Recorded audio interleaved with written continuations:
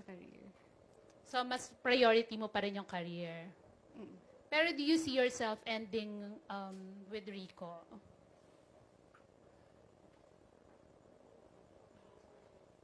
Ay, yeah.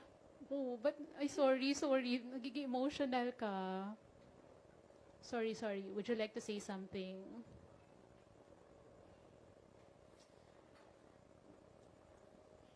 Can we request for tissue paper, please? Yes. Thank you. Yes, I will get it from here. Okay. Maurice, have some. There.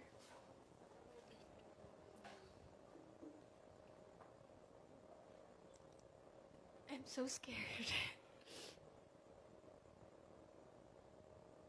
I'm really scared.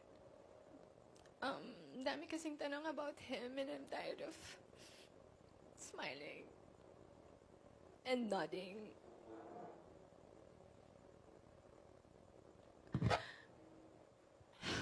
I'm so scared because if I announce it, then it's real.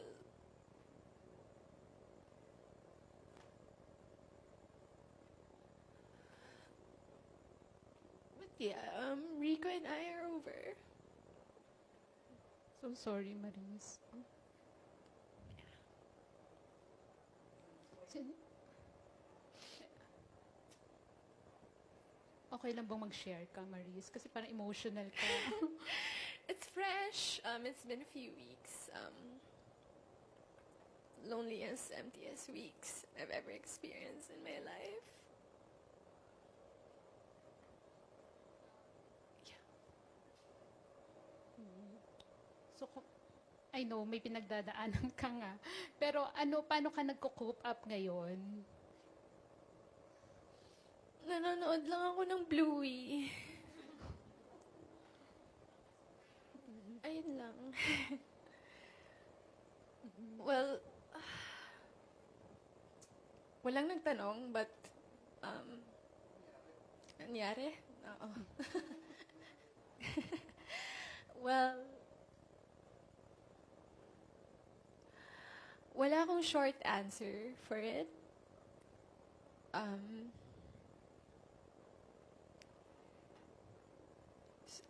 Hindi ko rin siya malabas ng isang statement lang kasi hindi ganun kadali. Hindi ganun kadali.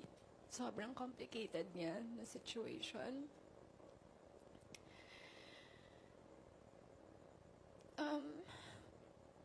Rico and I,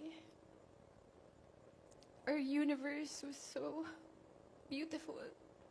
It was so full of love, laughter, music, everything. It's spontaneity, everything. Sa 5 years namin together, we were always on the same page.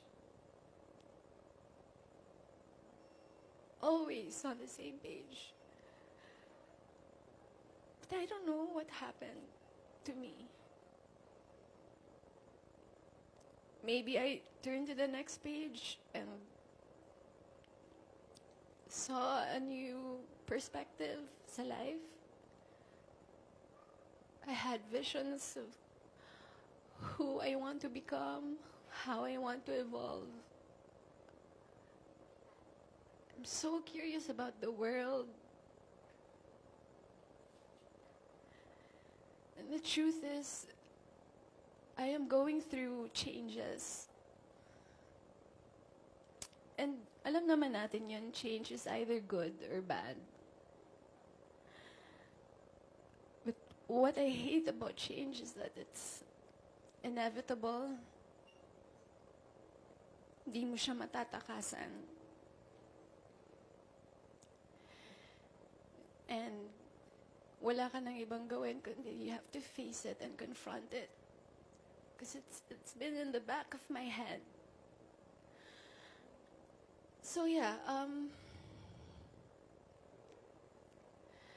I told Rico about it. I told him my problems, my issues sa buhay. And he took it like a man. He took it like a man.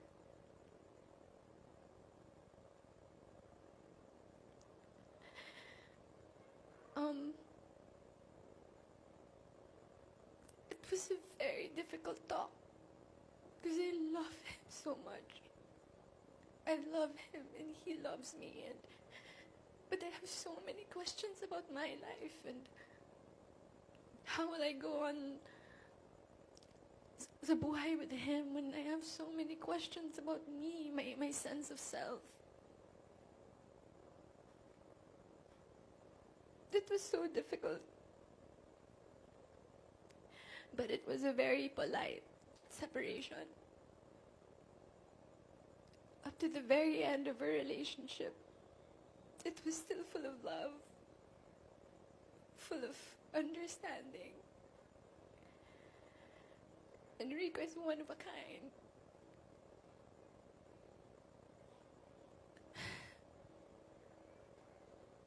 If only I could skip through my 20s, you know. But I can't. I have to face it. I have to sit with my feelings and acknowledge my changes. Ayun lang. Ako sorry to hear that, Marie.